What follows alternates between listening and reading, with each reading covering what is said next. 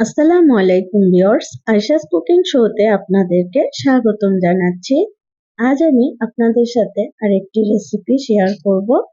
সেটি হচ্ছে নুডলস দিয়ে পাকোড়া, নুডলসের পাকোড়া। এই পাকোড়া আপনারা বিকেলে চায়ের সাথে পরিবেশন করতে পারবেন, ইনশাল্লাহ ভালো লাগবে। তো চলুন তাহলে শুরু করি। আমি প্রথমে 2 প্যাকেট নুডলস সিদ্ধ করে নিয়েছি, আধা সিদ্ধ করে নিয়েছি। তারপরে হাফ কাপ গাজর কুচি দিচ্ছি, তারপরে হাফ কাপ পেঁয়াজ কুচি দিচ্ছি এবং কাঁচামরিচ কুচি দিলাম, তারপরে ধনিয়া পাতা কুচি দিলাম,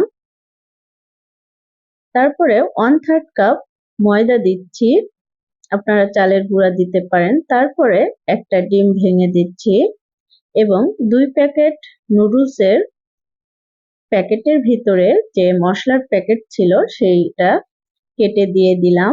তারপরে আমি ভালোভাবে মেখে নিব। আপনারা এখানে দারচিনির গুঁড়া ইউজ করতে পারেন, তো আমি করছি না।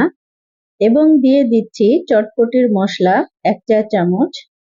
তারপরে ভালোভাবে মেখে নিব। মেখে নেওয়ার পরে দেখুন হাতের ভিতরে এরকম নিয়ে নিলাম। যদি পাকোড়া শেপ হয় তাহলে মাখানো হয়ে গেছে। তো আমি চুলায় তেল দিয়েছি ফ্রাইং প্যানে। এবার একটা একটা করে পাকোড়াগুলো দিয়ে দিয়েছি। মিডিয়াম হিটে আমি এই পাকোড়াগুলো ভেজে নিব। তো আমার পাকোড়াগুলো ভাজা হয়ে গেছে, এবার আমি উঠিয়ে নিচ্ছি। এই পর্যায়ে যদি আমার রেসিপি ভালো লেগে থাকে প্লিজ একটা লাইক দিয়ে দিবেন। হয়ে গেল নুডলসের পাকোড়া।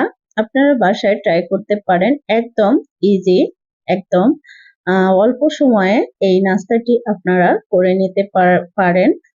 তো আজকের ভিডিও কেমন লেগেছে প্লিজ কমেন্টে জানাবেন, জানালে খুশি হব।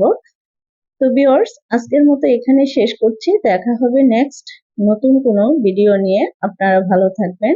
আল্লাহ হাফেজ।